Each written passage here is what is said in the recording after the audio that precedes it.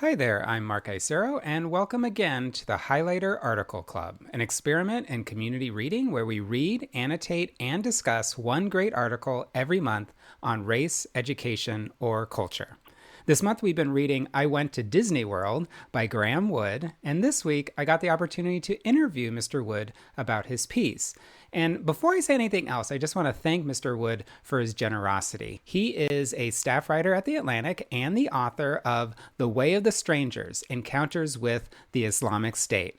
And even though he writes about foreign affairs and extremely serious topics like genocide and war, he also makes space to write about a wide range of topics, including the weird, which is how he bought himself a plane ticket in the middle of the pandemic this summer to fly down to Florida and to enter the Magic Kingdom for the very first time.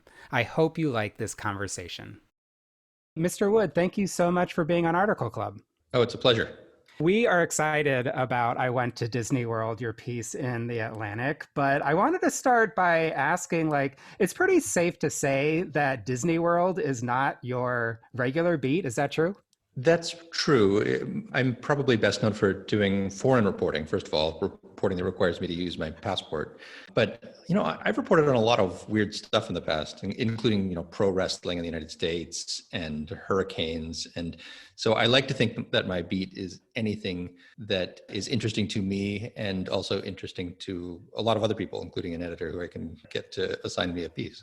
So maybe not that far out of my normal wheelhouse.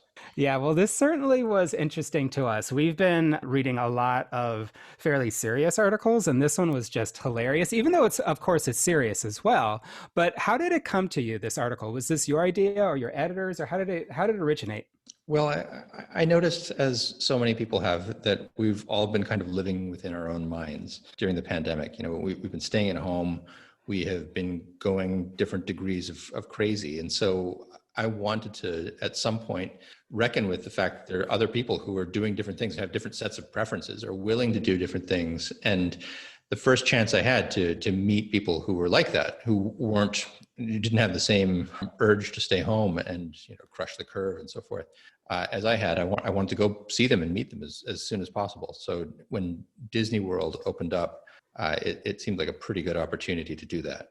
And you hadn't been there. I mean, in the piece, you talk about what your mom thought of Disney World, and we assume that you had some thoughts about Disney World as well. So, how did it feel right from the beginning to say, hey, this is the first time that I'm going to go? It felt good. I felt like I had successfully spent 4 decades of my life without going to Disney World. That was an accomplishment to me. And a lot of my friends have kids who they've taken to Disney World, and they always come back with this kind of 1,000-yard stare of horror of what they've experienced there. It's horror mixed with delight. Many of them go back, so it can't have been that bad.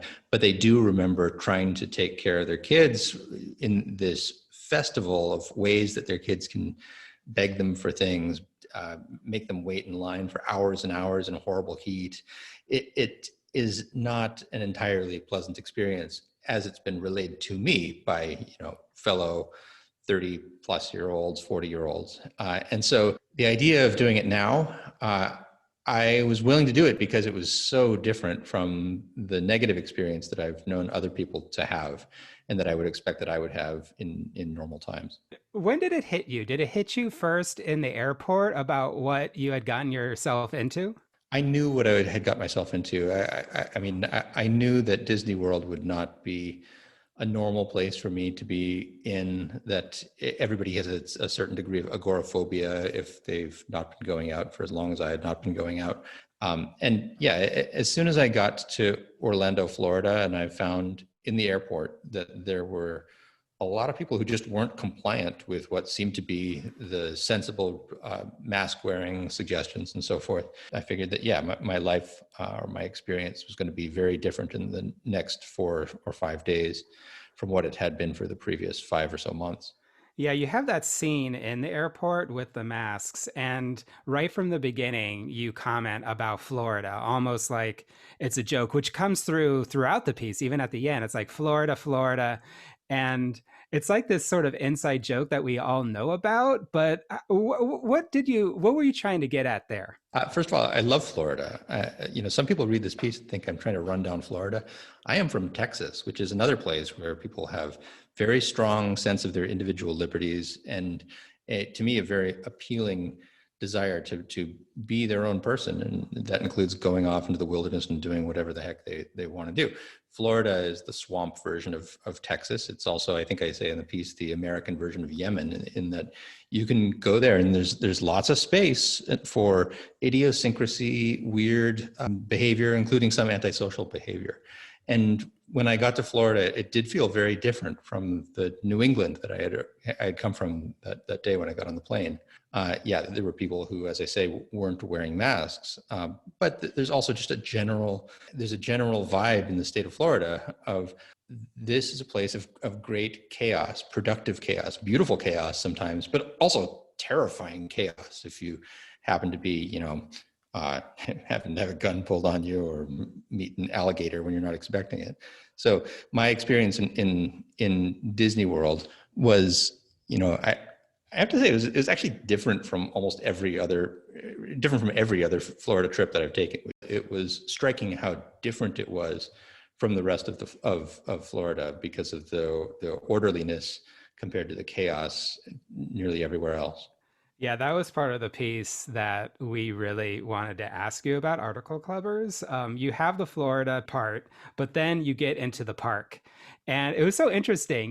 We really could tell that you hadn't been to Disney World. You shared with us Main Street USA. You also shared with us some of the sub parks. It was like you were taking the reader through sort of Disney World again, even though probably a lot of the readers have already been there. Why did you do that?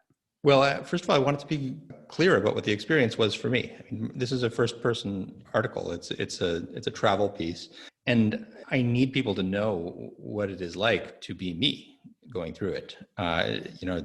There are people who love Disney World, and believe me, I've heard from a lot of them after writing this piece, and they have been so deep into the world of Disney, even if they've never been to Disney World, that they don't have a really good sense of what it's like to be someone who isn't part of this Disney sect and who's arriving there for the first time. So I wanted to give that experience. I also wanted to give the experience of going through a place like Main Street USA, which anybody who's gone to the Magic Kingdom has seen before, in this weird circumstance where I'm going through it, which it is, by all accounts, very different from what they've experienced. So yeah, it should be, for everybody who reads this, an unfamiliar account, either just of Disney World from the perspective of someone who's going there for the first time, or if you know Disney World very well, of a Disney World that is unlike anything that you've experienced either. You said earlier that it's like a sect, and in the piece you talk about Disney as a religion. Can you say more about that? Yeah, I've written a fair bit about religion, usually in the context of Islam and ISIS, and with Disney, there's a lot different between Disney and ISIS, to say the least. But there is this similarity that when people think of Disney and they're like me, they think of a movie that they like, or that they liked when they were kids but haven't thought about a lot since. And that, I think, is the most common experience of what Disney is. It's a big entertainment company that puts out good products and bad ones. And what I found when I was at Disney World and seeing people who were willing to go to Disney World in the middle of the pandemic, so they were extreme Disneyphiles, was that there were a lot of people for whom Disney was just a very different thing. And it was something much, much deeper than an entertainment corporation mainly for children. It was the kind of thing that had created their sense of the universe. And that's, to me, one idea of what religion is this vast structure of human activity and thought that makes us understand what good and evil are, what happens before we're on planet Earth, what happens after we're on planet Earth. These really big questions. And if you're an extreme Disneyphile, maybe that's where you get the answers to these questions. Maybe this is where you find out what, how do people fall in love? What is it like to die? These questions are actually answered in a lot of Disney movies. And if your sensibilities are formed by Disney, then maybe going to the Magic Kingdom is very different from what it is for me to go to the Magic Kingdom. And again, my experience not being like that is something I had to show, because other people needed to understand that even though I'm not of Disney, they need to understand what it is like for me to see that. But then also to acknowledge that Disney, I'm not saying that people who love Disney are fools. What I'm saying is that it means something deep and emotional to them that it doesn't mean to me. And I'm trying to describe what that is. Yeah, did you get a sense? I mean, this was the pandemic and everything had been closed. And so as far as Disneyphiles, like this is like a trek you must have encountered, even though this was mostly a first person piece from your point of view, you must have encountered some folks. I know that you had a couple people in the piece. Did you have a sense from them that, hey, they were coming home or like they were coming to a place that gave them meaning? Yes, I had a sense from a lot of them. And by the way, mostly not through conversation, because I couldn't get close to them enough to talk, and could say more about that they were experiencing Disney as, again, much more than just a family vacation that had been postponed and finally was happening. I'd find people who had made their own T-shirts with Mickey Mouse wearing surgical masks, and the T-shirts would say "Straight Out of Quarantine 2020." They had taken huge efforts to be able to experience Disney in this first week of its opening. So that was a big thing. Now, on the masks, remember, Disney's, among other things, a very loud place. This is how it always is. There's music playing all the time. It's part of the fun. It's also very difficult to communicate with people if you are 6 feet away from them and there's a piece of fabric in front of your face and there's loud music playing. So usually what I would do is I would, in writing a story like this, I would try to talk to people. And that I could do only in certain circumstances. You were allowed to have your mask off if you are eating and drinking. And so I spent a lot of time at bars, restaurants, while people were, scarfing down treats, and I also scarfing down treats, much to my pleasure, and beers at the bars, and talking to people then. But most of the time, it was a palpable sense of happiness that they had, that I could see even from 6 feet away through a layer of fabric. Yeah, you do talk about the smile that you can almost tell behind the mask, and we definitely wanted to ask you more about the mask because you do juxtapose sort of like the mask wearing in Disneyland versus outside where they're not, and it seems to be just a pretty fantastical and amazing thing that all of a sudden everybody is just obeying where maybe they haven't obeyed outside. How do you explain that? I think in a single word, it's trust. People had come to Disney because, again, they invest deep meaning to Disney and they see a lot of things that are important to them there. They also think that Disney is a kind of honest broker for them. That is, that they think, what does Disney want from them? It wants their money. It also wants to give them these wonderful movies and rides and so forth. But because they trust Disney to be Disney, they're willing to do a lot of things that Disney says they must do. And the most obvious thing there is masks. You go into Disney World, and if you take off your mask and you are not in one of those activities where you are allowed to have your mask off, I think it's seconds, not minutes, before someone will come up to you and say, can you please put your mask on? And that's an incredible thing. If you're in any other part of the United States, even the more mask compliant areas, that's not going to be what it's like. It's not a very American thing to believe that you can go up to a stranger and tell that person how to dress. Whereas in Disney, people were absolutely willing to wear masks. And, some of those people maybe were extremely mask compliant when they weren't at Disney. But just as a matter of statistics, I think that's likely not to be the case. There are probably people who were mask skeptics, people who in normal life wouldn't wear a mask. But let me tell you, every single person there was wearing a mask, and nobody seemed really upset about having to do it because they trusted Disney and were willing to do what Disney said. It's truly, truly amazing. Even out here in California, it would not be a few seconds until somebody asked you. And just even the idea of confrontation, you're right. Like it wouldn't happen outside of Disney. And I like how you say that it's about trust. A central idea of your piece that we were really intrigued about was that Disney has sort of earned more trust than perhaps our own government. Or, as you say, I think in your piece, that Disney might be governing better than our government. Is that too much? Like, did I say too much there, or would you agree with that? I think you're exactly right. I mean, you think about countries that have managed the pandemic very well, and they tend to be places that are, first of all, small, easy to govern, but also have a sense that the government has a right to be very firm with you about how your behavior is going. So the most obvious government like this is Singapore.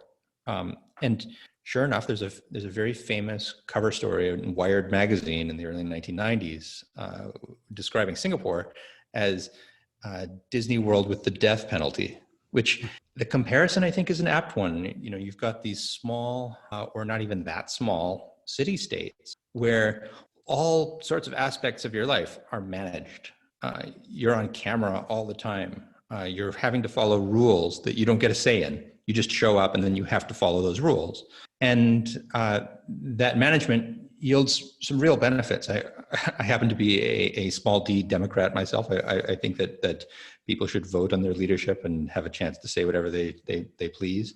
But I have to admit, Singapore is a really nice place to be. And Disney World was a really nice place to be relative to the public health uncertainty and just general difficulty of being in the United States at this moment in history. I think that the ability for a place to say, all right, we've got rules, and from your perspective, they might be arbitrary and they might be intrusive too, but you trust us. You trust us to manage your existence, and it'll be worth it for you. And people seem to have agreed with that in a way that they never would they don't, I should say, with the U.S. government. I mean, the level of trust in the U.S. government, I don't have to tell you, is extremely low. And the level of trust in Disney World for patrons there is extremely high. That tells you a lot about what you need to know about what's going on in this country. Yeah, and obviously the United States cannot really become Singapore. But one thing that is clear from your piece toward the end is just the degree to which Americans have turned to private institutions like Disney. And that seems to be sort of like maybe the scariest thing for me and some other folks, especially if we do want to believe in democracy. What are your thoughts about that? Yeah, I mentioned earlier that I do a lot of foreign reporting. I see a lot of variety in how people interact with governments, and it's true that if you, in certain circumstances, if you take away trustworthy, well-functioning public institutions, then they are simply replaced by private ones that are available only to wealthy people, and there's so many cases of this in many, many parts of Latin America, parts of Africa. You just can't trust the police to be there for you. And what do you have instead? You have private security guards that are hired by the wealthy to sit in a little hut in the front of your property and have a gun. And you can kind of have the experience of a functioning public health system if you want, for a huge amount of money, from my perspective, if you just want to go to Disney World for a few days. If there is something that can be done to slow down the spread of the coronavirus, they'll probably do it. They'll probably wipe down those doorknobs. They will definitely make sure that people will have their masks on.